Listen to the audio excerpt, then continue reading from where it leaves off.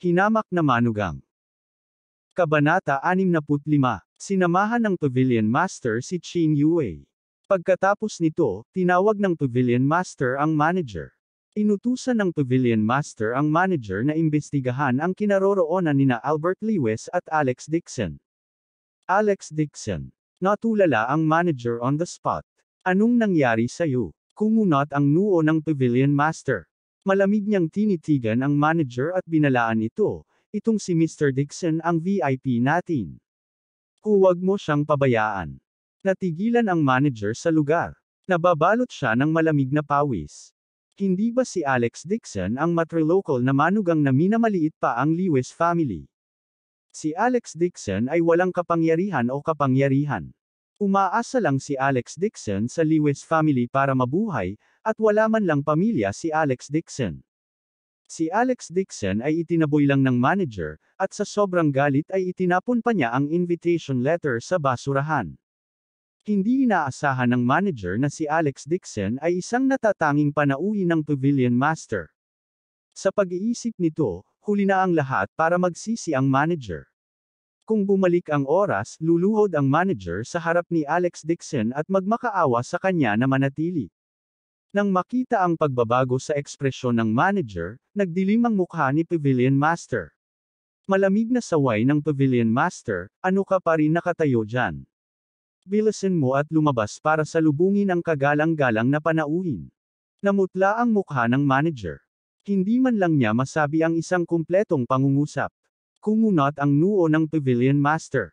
May nakita din siyang mga clue. Agad siyang tumawag ng security guard at tinanong kung ano ang nangyari kanina. Walang lakas ng loob na itago ang security guard kaya sinabi niya sa kanya ang lahat ng nangyari. Ito ay katawa-tawa. Puno ng galit ang mukha ni Pavilion Master. Pinandilatan ng Pavilion Master ang manager. Ang puso ni Pavilion Master ay kumukulo sa galit. Nagpadala si Qin Yue ng 2 liham ng paanyaya sa Pavilion Master. Sinabi ni Qin Yue na ang 2 liham ng imbitasyon ay para sa kanyang mga kaibigan. Hindi niya inaasahan na ang pagkakataong pasayahin ang Qin family ay mawawala ng ganoon lang. Sa sobrang galit ng Pavilion Master ay hindi siya makapagsalita. Hindi niya akalain na ang manager na ginugol niya ng maraming pera upang kunin, na karaniwang humahawak ng mga bagay ng naaangkop, ay gagawa ng napakalaking pagkakamali ngayon. Narinig din ni Qin Yue, na nasa tabi niya, ang nangyari. Nanlamig agad ang magandang mukha niya. Hindi maaaring magalit si Qin Yue sa Pavilion Master, ngunit halata sa mukha ni Qin Yue ang pagkadismaya. Hindi mahalaga kung gaano hindi nasisiyahan si Qin Yue kay Alex Dixon, si Alex Dixon ay isang taong nagustuhan pa rin ni Su Qingcheng. Gaano man kasama si Alex Dixon, hindi ito ang pagkakataon ng mga taong ito na itaboy siya. Higit pa rito, si Alex Dixon ay isang kilalang panauhin na inimbitahan ni Qin Yue.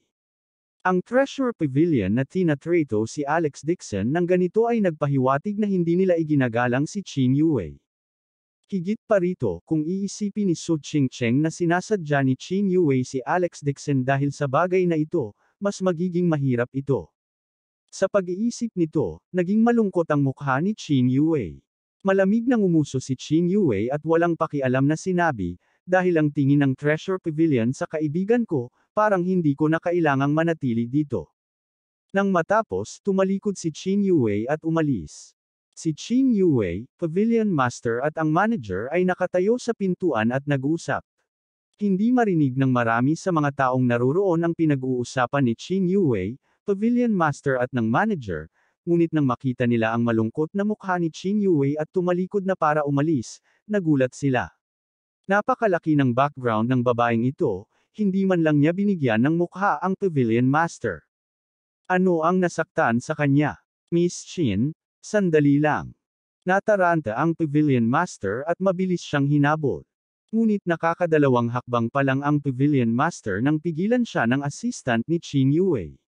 Magalang na sinabi ng assistant ni Qin Yue, Pavilion Master, hindi kailanman nagustuhan ni Miss Qin ang mga taong nanliligaw sa mga maimpluwensyang tao. Ang mga salita ng assistant ni Qin Yue ay nagpahiya sa Pavilion Master. Pulang-pula at puti ang mukha ni Pavilion Master. Panuurin lang ng Pavilion Master si Qin Yue na umalis. Labis ang galit niya sa kanyang puso. Ang Treasure Pavilion ay gumugol ng maraming pagsisikap upang imbitahan si Qin Yue. Gusto nilang gamitin ang pagkakataong ito para magkaroon ng relasyon sa Su family sa kabisera.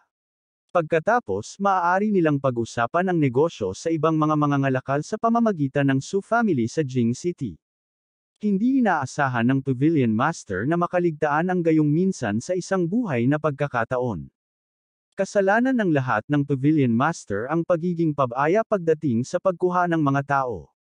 Ang Pavilion Master ay talagang nag-promote ng napaka-snob na tao bilang manager, na sinisira ang malaking bagay. Malungkot ang mukha ni Pavilion Master. Tumalikod siya at sumigaw, "Mula ngayon, hindi mo na kailangang pumasok sa trabaho. Lahat ng pagkalugi ngayon, ayon sa terms ng labor contract, papasanin mo lahat." Nagulat si manager. Agad siyang humingi ng tawad sa gulat. "Aabisuhan ka ng abogado ng halaga ng kabayaran." Malamig na sabi ng Pavilion Master. Nanlambot ang mga binti ng manager. Lumuhad siya sa lupa. Malinaw na nakasaad sa kontrata na ang mga pinsalang dulot ng dereliction of duty ay kailangang bayaran sa 50 beses ng presyo. Kahit na magtrabaho ng 10 buhay ang manager, hindi niya kakayanin ang ganyang karaming pera. Nanginginig ang buong manager. Gusto niyang yakapin ang paa ng Pavilion Master at humingi ng awa. Sinipa ni Pavilion Master ang manager dahil sa disgusto. Tiningnan ni Pavilion Master ang security guard. Bamulong ang Pavilion Master, ilabas mo siya at baliin ang kanyang binti. Ang Pavilion Master ay nagtrabaho sa mall sa loob ng maraming taon. Kaya hindi siya mabait na tao. Hindi maaaring parusahan ng Pavilion Master ang manager sa harap ng lahat, ngunit hindi pinayagan ng Pavilion Master ang manager na pumunta ng privado. Pavilion Master, alam kong nagkamali ako. Please let me go. Takot na takot ang manager. Desperado siyang humingi ng awa. 2 security guard ang sumugod at kinaladkad ang manager. Pagkatapos makipag-usap ng Pavilion Master sa manager, wala na sa mood ang Pavilion Master na lumahok sa auction. Natahimik ang karamihan. Lahat ng mata ay nakatuon sa Pavilion Master, patay na tahimik. Itinaas ni Pavilion Master ang kanyang ulo, ang kanyang mga mata ay malamig na dumaan sa karamihan, ang kanyang natitirang galit ay hindi pa rin nawawala. Mark Lewis, ang iyong Lewis family ay isang mababang pamilya. Paano ka nakakasali sa auction ng Treasure Pavilion? Saan nakuha ng Lewis family ang qualification para sumali? Paano ka nakapasok dito? Si Mark Lewis ay nagtatago sa karamihan. Gusto niyang magtago, ngunit hindi niya inaasahan na ituturo siya ng Pavilion Master on the spot. Isang awkward na ekspresyon ang lumitaw sa mukha ni Mark Lewis. Gusto niyang ipaliwanag ang sarili. Kwalipikado ba ang Lewis family na sumali sa Treasure Pavilion? Umalis ka na dito ngayon din. Malamig na umungol si Pavilion Master. Hinarang ng Pavilion Master si Mark Lewis. Mabangis na sumigaw ang Pavilion Master, sino ang nagpapasok kay Mark Lewis? Nakita ni Wang Kai na hindi niya ito maitago, kaya kinailangan niyang lumabas sa karamihan. Umiti si Wang Kai at sinabing, "Pavilion Master, ako si Wang Kai ng pamilya Wang. Nakipagnegosyo sa iyo ang tatay ko." Hinahangaan ni Mark Lewis ang Treasure Pavilion, kaya tinulungan ko siyang makakuha ng 2 liham ng imbitasyon. Malamig na tumingin si Pavilion Master. Puno ng pangungutya ang tono niya. Ang iyong Wang family ay nasa Jinling City. Kahit ang iyong ama ay hindi kwalipikadong sumali sa auction. Namula ang mukha ni Wang Kai. Umiti lang siya nang may paghingi ng tawad. Mula ngayon, ihihinto ng Treasure Pavilion at ng pamilya Wang ang lahat ng pakikipagtulungan sa negosyo. Bumalik ka at sabihin sa iyong ama na hindi niya tinuturuan ng mabuti ang kanyang anak, at ito ay isang kahihiyan sa kanyang moral, isang mababang pamilya na tulad mo. Kung may gustong makipagtulungan sa pamilya Wang, huwag makipagnegosyo sa Treasure Pavilion. Nanginag ang katawan ni Wang Kai. Ang kanyang damit ay basang-basa sa malamig na pawis.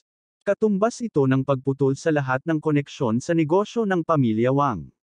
Ang Pavilion Master ay hindi mag-iiwan ng anumang pagkakataon para mabuhay ang pamilya Wang.